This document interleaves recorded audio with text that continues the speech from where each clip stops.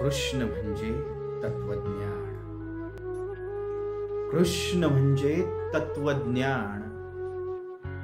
राम म्हणजे तत्व. कृष्ण म्हणजे सत्य ज्ञान. राम म्हणजे सत्य. कृष्ण बोलतो तेव्हा काळ सुद्धा थांबतो.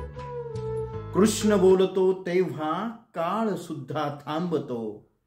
आणि राम बोलतो तेव्हा मृत्यू सुद्धा लांबतो. कृष्ण हसतो आणि सूर्याच्या गालावर लाली येते. कृष्ण हसतो आणि सूर्याच्या गालावर लाली येते.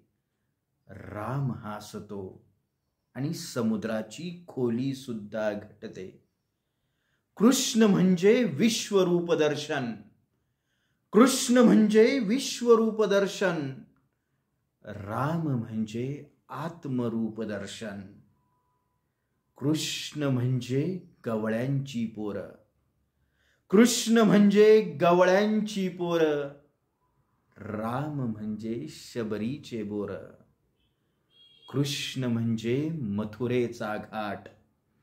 कृष्ण म्हणजे मथुरेचा घाट.